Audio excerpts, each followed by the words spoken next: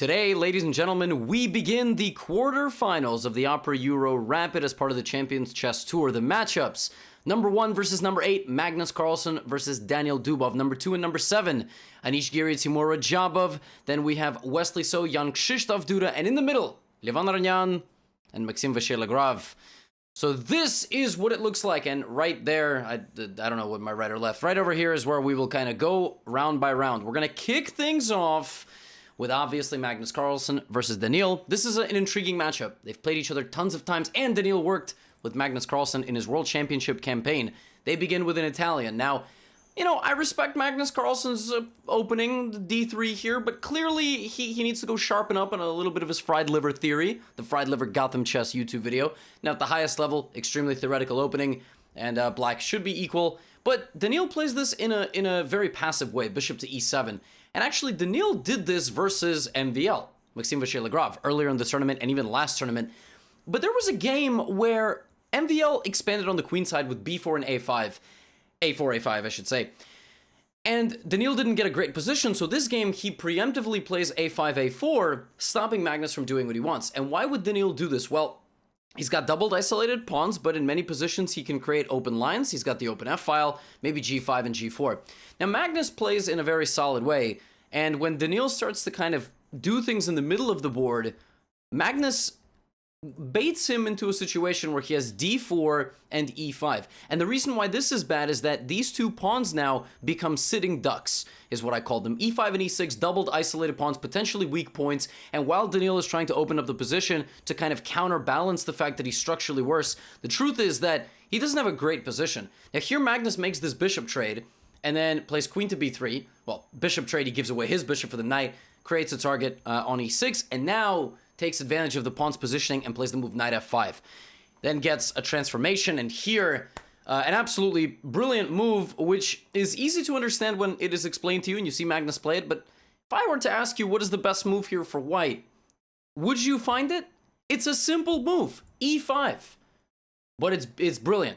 First of all, it cuts the circulation between these two pawns. Second of all, it isolates this pawn, immobilizing it, keeping it in the line of sight of the queen. Third of all, it takes away the getaway square of this knight back to f6, threatening to trap it. Fourth of all, it frees up rook e4. It's a multi-pronged move, and that's all Magnus needed. Dubov sacrificed the rook here to create a little bit of counterplay on Magnus's king. Magnus low on time. You know, he's got to deal with queen f3, knight h4, queen g2 after that, and mate. This is the part of the game where we start panicking. We go, oh my god, I'm going to get mated. I'm so bad. Why did I do this?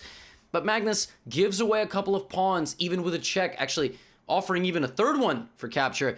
But it's fine because he's going to be able to pin the knight to the queen. Now, Daniil here, rather than taking on f3, takes that pawn, and Magnus tricks him. He thought he was going queen e6 check, but actually just rook d1. Oops. The knight is pinned to the queen, and the game is over. Nice defensive effort there with not a lot of time on the clock. Magnus Carlsen strikes first in his match to take a 1-0 lead. Now, in every other match in the first round, we actually had draws. So I'm going to take you straight on through to the second round. And in the second round, the game that we are looking at is the game between Levan Ranyan and Maxime Vachier-Lagrave, the French number 1. So here we go. d4 knight f6, c4 g6, the Grunfeld. MVL is black. d4 c4 is on the board, so he's obviously going to be playing the Grunfeld. Now, this is known as the Russian system. Русская система. Защита Grunfelda. Queen b3, takes, and here, I am familiar with this move, a couple of ideas like this. MVL plays a move that's been seen in probably about 1% of games ever, bishop e6. Point is, obviously, you attack the queen, but you're baiting queen b5 check, which would win a pawn. That is the critical way of challenging black's setup. Levan doesn't play that, and instead brings back the queen. But all of a sudden, c5. Sacrificing a pawn to open up this bishop. And if you take, I'm going to go knight a6, knight c5, potentially. So he goes d5, but now b5. Uh-oh. Whoa. I could take that. Yeah, but I'm coming. Knight a6, knight b4, rook b8. Levan is never able to get comfortable. Now, this is what we call an initiative. MVL is launching multiple moves at him while improving his own position at the cost of one pawn. Queen a5 comes in. Levan needs like 3 moves to get settled. He doesn't have those 3 moves. He plays queen d2, but now bam! He's like, all right, well, this is easy. I'm going to play e4 and try to get my bishop out. Yeah, the problem is MVL's not going to castle. MVL's got all his pieces playing. It's time to punish you. Bam! Oh, that's a move. Hello. So now we get b3. I mean, what else are you going to do? But bishop takes b3. I mean, you say, well, he could have played bishop d3. I mean, you're not really wrong, except you're completely wrong, because after knight d3, queen d3, this dynamite strikes. You got 1, you got 2, you got 3 coming in with the knight. If you take, the game is over. You just get absolutely steamrolled. So, Levon after bishop a3, bishop a4 plays b3, and, well, the rest of this game is what we call cleanup. It's the cleanup phase, but there still was one flashy moment as MVL sacrificed his queen for the knight. It was not taken, because if it were to be taken, rook b2 comes in, hitting the queen, defended, and you get crushed. So instead we get this, and, well, actually it's funny, because this game made it all the way to a rook endgame. Even though Levon was down 3 pawns, the MVL found that the cleanest way to convert this was to go directly to an endgame just of rooks, and in this position, it was Levon resigning to MVL. Clean win by MVL. Also notice one thing we're taking for granted, the king always has a safe square. So if you're a beginner, you know, lower rated intermediate player, I'm talking 1100, 1200, always make sure that your back rank, if it's empty, your king at least can get out on the balcony and take a smoke break. We'll talk to the king about quitting smoking in the next segment. So in the second round, it was MVL striking first. He wins a very convincing game, and he's up 1.5 to half versus Aranyan. We also have a game between Jan Krzysztof Duda and Wesley So. And this game took forever to finish. So I'm going to kind of go through the opening more or less kind of quickly. It was a double fianchetto on the queen side. Players traded, bishop e2, a6. But this one exploded. So first of all, Duda, instead of castling, plays queen f5. And then he castles, and he brings his queen over here. But Wesley says, bro, excuse you? All right, take my pawn, I dare you. Obviously, you can't, because you would activate the rook, and now g5, and you die. So dying is not good. Welcome to Gotham Chess Recaps. So we get e4. Duda says, yo man, your queen and king are on the other side. I got my rook. Let me shred open the center. Wesley says, okay, and let me sack my queen. And prove it. Come on, Duda. Prove it. All right, I gave you a queen. What are you going to do with it? The problem is that Wesley So, to counterbalance that, has a rook, bishop, and a knight. So here, Duda plays knight d4, attacking the bishop. You say, which bishop? This bishop. Hello? Sideways vision. Plays like this. g4. Look at that move. Just because you can take en passant doesn't mean you should take en passant, okay? Y'all gotta stop doing that. Oh, en passant! Oh, I'm so smart. No, you're gonna lose your rook. Don't lose your rook. So instead, he walks his king slightly out of the way of the pin, so that the king also holds both of these, and a big transformation occurs. There's a sacrifice, knight c6 check. Oh my gosh, look at this. Knight c6 check, so that this hits this. You say, why didn't he just take here? Doesn't take that because of this. And then knight c6. So your bishop is actually worth more than the rook right now. And ultimately, the biggest transformation occurs like this. Now it's queen and 5 pawns versus 2 bishops, knight, and 5 pawns. Now the 5 pawns cancel out. 5 equals 5. But 2 bishops and a knight is 3, 3, 3. 9 is on the other side. What's 3 plus 3 plus 3? Exactly. 9 equals 9. Welcome to Gotham Chess Recaps.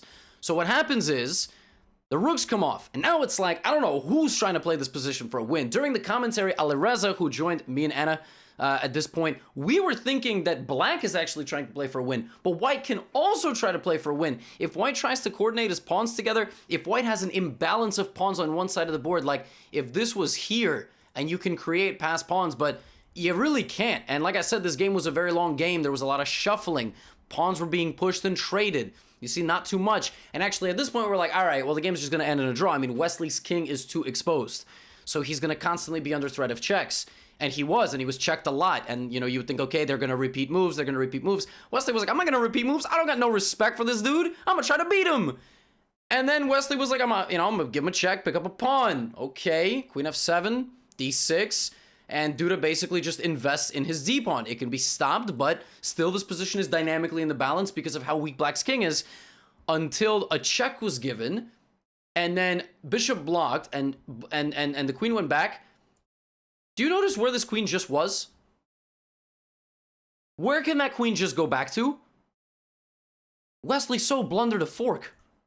Completely, I mean, just unbelievable. Queen a2. And what's crazy is that during the commentary, Alireza also blundered the same fork. Alireza was like, bishop takes f2. Wait a minute, no, there's queen a2. Wesley loses his bishop. Oh, no. And that's it. Now the queen just goes immediately to help the pawn push. The pawn gets pushed. Wesley So, horrible blunder. And of course, he resigns because of king b4, king d3. And you've walked into a pin, and, you know, just because your pawn is one square away from queening doesn't mean it's actually going to become a queen. How close can we get to the end of our journey, but stop ourselves one step short? God, that's deep. Man, welcome to Gotham Chess Recaps. And so Duda, no pun intended. So Duda takes a 1.5-1/2 lead. The second round of Carlsen versus Dubov ended in a draw. So it's 1.5, 0.5. And Giri and Rajabov made a draw as well. So it's 1-1. So now we move to round 3 of the day. And the first game that I have for you is the game between Anish Giri and Timur Rajabov. Timur Rajabov being the winner, actually, of the last event, the Everything's Masters. Now, this one was a Sicilian, a Kalashnikov Sicilian, no joke, that's actually the name of the opening, and a weird one. It's a very weird system. That now this becomes kind of like a Kalashnikov. It looks like a Sveshnikov Kalashnikov fusion. It's all sorts of complexes of weird Sicilians, but it, stays in the realm of a Kalashnikov because black loses the pawn on d6, and actually some moves later, black also loses the pawn on a5. So how does a guy down 2 pawns try to make any sort of argument that he's not completely lost? Well, first of all, you could be Italian. Italians will argue anything to the death. But second of all, you can also be Timur Rajabov and say, okay, queen f4. And then look at this. Oh, Lord, Timur Rajabov just, tragic blunder. No, just kidding. This is a calculated sacrifice. And he's basically saying, hey, knight f3. Queen h2, don't go to the corner, buddy. You gotta come out this way. King g2, maybe knight g5 with queen f3. It's not over. But Anish chose not to take. He chose to play it a bit more passively, and that allows what's called a rook lift. It's when you go up and over with your rook to attack the other player. And then knight c2. And all of a sudden, we have an endgame. Now, Anish has got a bishop and some pawns to boot. Actually, technically, he's got a bishop and 3 pawns for a rook. The problem is that this pawn is the thorn of the position. If this pawn disappeared and this pawn disappeared, like a3, White would have chances because White would just push these pawns. But Rajabov isn't just going to let that happen. He's going to activate his rook.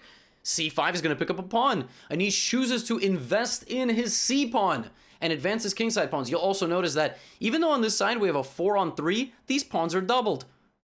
That effect is not felt, right? So what ends up happening in the game, there's a trade and active king in the endgame. So a rook trade occurs and rook d3. Anish Giri has 2 ways to defend the pawn, bishop a4, bishop e6. What do you choose? I'll wait. You chose right. Bishop a4. Anish Giri did not choose right. Why is it bishop a4? You would say bishop e6 looks far more appealing. Well, even though it looks good, it allows king to g5. Whereas, after bishop a4, king g5, bishop b5, and the rook has a decision to make. Will you allow the king to move up and prevent entry? Or will you, stay, well, what are you going to do? If you move here, I queen. You stay here, I'm going to move my king up and play f4. And Anish played bishop e6, which obviously is the aesthetic-looking move, but all of a sudden the king has walked in. Oh, no. And now that the king is in, watch how Rajabov wins this game. He picks up the pawns, keeps these isolated. But how are you going to win this? The bishop guards everything, like this. You're going to make sure Anish cannot move. Anish cannot push any pawn. Anish can't move his bishop because he will lose his pawn. And Rajabov creates a zugzwang position. Rook d1. You cannot move the king because mate. You cannot move the bishop because I take the pawn. You cannot move the pawn because en passant, game is over. You say, well, Levy, why didn't you just play king e1? I mean, that seems pretty self-explanatory. He didn't play king e1 because rook d4. It's the same problem. Anywhere you move, paralysis. Rajabov strikes first versus Anish. 2. And the next game that I'm going to show you from this round is the game between Magnus Carlsen, once again with the white pieces, versus Daniel Dubov. Magnus begins with e4, and Dubov plays the Scandinavian defense. Now, once again, Magnus Carlsen missing an opportunity to play the Tennyson Gambit, the intercontinental ballistic missile variation, covered in one of my YouTube videos, but that's okay. I respect Magnus Carlsen not going for this variation. I'm not so sure Daniel would have fallen for it. By the way, I'm joking in case somehow that's not clear. Like, I don't know, maybe like 2% of viewers are like, oh, how dare he suggest Magnus take his ideas? I'm kidding. So queen d5 and queen d6. Now this is a Scandinavian that actually Magnus himself plays with black. It's cool to see Daniil playing it. And Daniil in this position plays a move that's been seen in less than 1% of games, knight c6. Knight b5 by Magnus, forcing the queen back. And now he plays a calm move, bishop e2, a6. Knight on the rim is dim, or grim, or spin, or I don't know. But the problem is that if you give Magnus a few more moves, he's gonna bring the knight back into the middle, or back here, stabilize his structure, and the knight is not going to exert any pressure on the center. And that is exactly what Magnus Carlsen does. His next few moves, look at this, a45. Do you understand how nuanced this is? I know Magnus plays it, so it's like, oh, obviously, I would play a4, a5. Don't lie to yourself, because I'm not gonna lie to myself either. a4, a5 is such a fine idea. It suppresses the movement of the queen side, and Magnus immediately brings his queen out there, as you'll see, queen b3. I understand he did some stuff with the dark squared bishop as well, but he's just putting pressure. He's immobilizing Danil. He's saying "niet" to his movement. You saw the thumbnail? "Niet"? You like the reference? It's a good thumbnail, right? Shout out to Carrie Bird. She just makes the best stuff, man. Rook b8, bishop d3, and the bishop comes out to h5. And Danil really didn't enjoy sitting around much longer, because once Magnus found the transfer point for the knight, it exerts pressure on 3 targets, and now Danil has to move up. The problem after the knight gets to c5 is that if you don't actually play the move b6, let's say you play king h8, just a random move, I play g4. Your position falls apart from 2 sides. In fact, it falls apart from all 3, on the king side, down the middle, and on the queen side with the knight. Beautiful game by Magnus Carlsen. And what ends up happening is he's like a mafia debt collector in this game. He just walks up to the deli, "You owe me rent," and he takes everything you own. And when the dust settles, Magnus Carlsen has a 3-pawn advantage. The degree of ease that he and again, the rest of the game is him stabilizing his king, centralizing his queen, trading off some pieces, gets the rooks off the board, and he wins it on move 42, queen e4, Danil Dubov resigns. And Magnus Carlsen wins with 2.5 points, and now takes a 1-0 lead in their mini-match. So, the degree of difficulty that Magnus makes it like seem is just, it is 0. It's like he's operating on another wavelength sometimes when he's playing some of these guys. We sometimes take for granted how easy he makes it look. When Magnus plays, we're like, okay, oh, of course, and then we go play and we lose 17 queens in one game or something. So congratulations to Magnus, who wins 1-0. In this round, obviously we saw that Rajabov beat Giri. We see that Magnus knocks out Dubov. Wesley So struck back against Duda. The only reason I'm not showing that game is because it was 105 moves. It was a long grinding game. And Aranyan and MVL drew. So it's 2-1.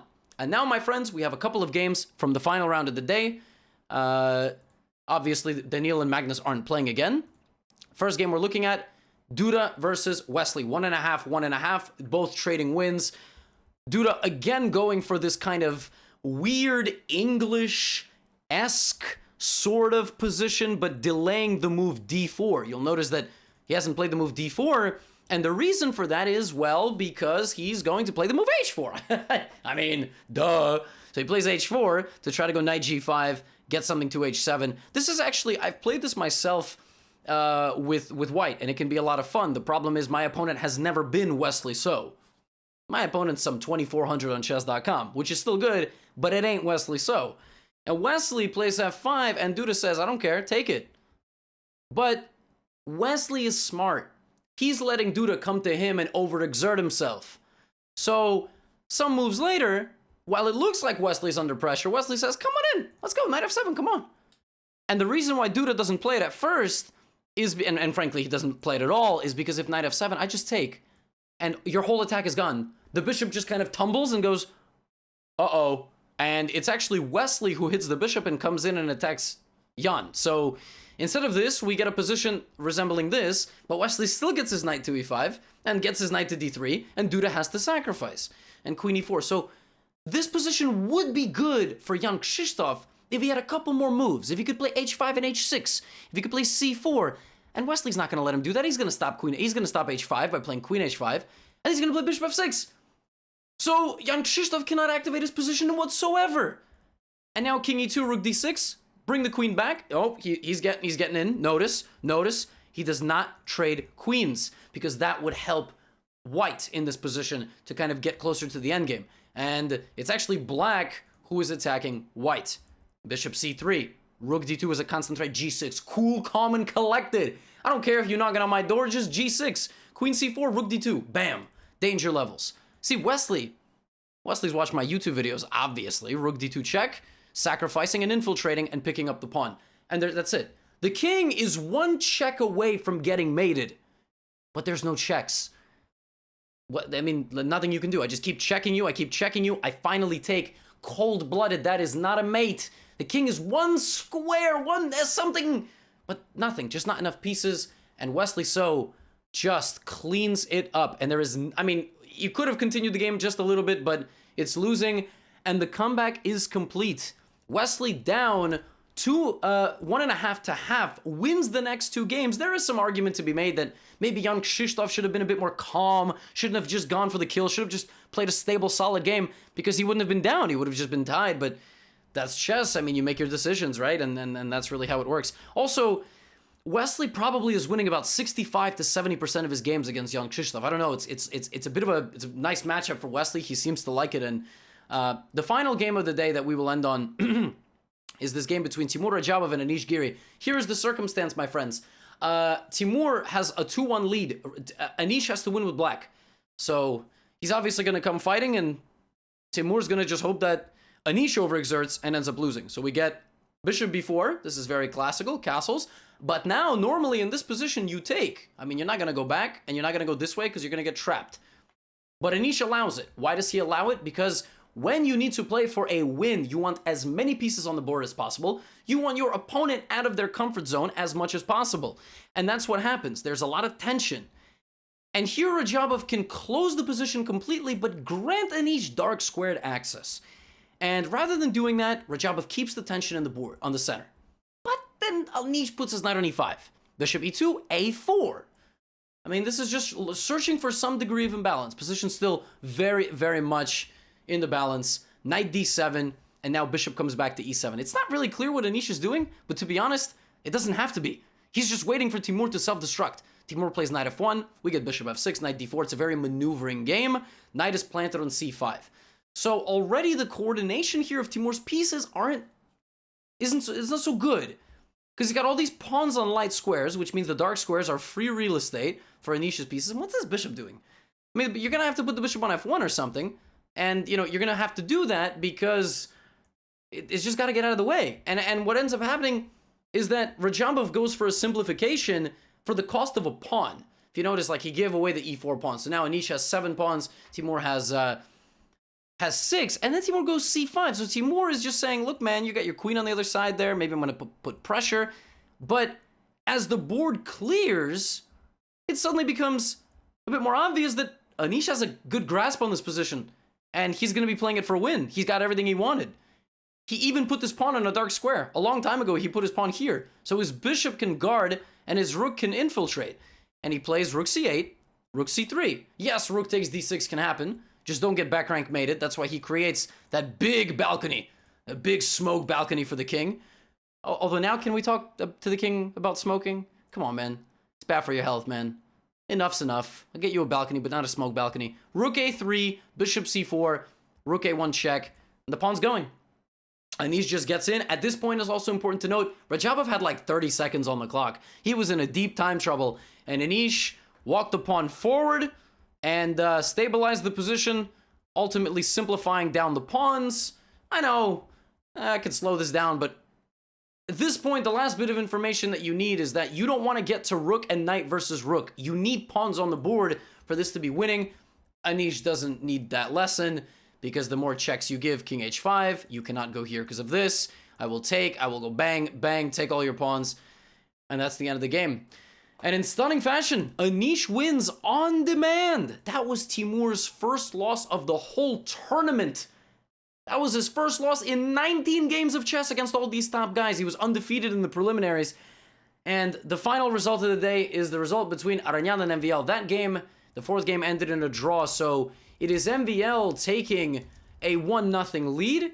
Wesley So taking a 1-0 lead versus Duda. And Giri Rajabov, as all things should be, nothing to choose between them. You can't really say that their matchup has been boring, but it's been tense. It's been good chess, good fighting chess. I'm gonna move this over so there's no bad crop. Anyway, We got through 7 games, my friends, in 25 minutes. That is called extreme efficiency. And at the time of recording this, in 4 hours and 15 minutes, I'm playing my I Am Not a GM Speed Chess Championship match versus Eric Rosen. So I will hopefully upload a recap video of some sort with that. Once again, I hope you're enjoying the content, and I look forward to making more of these recap videos for you.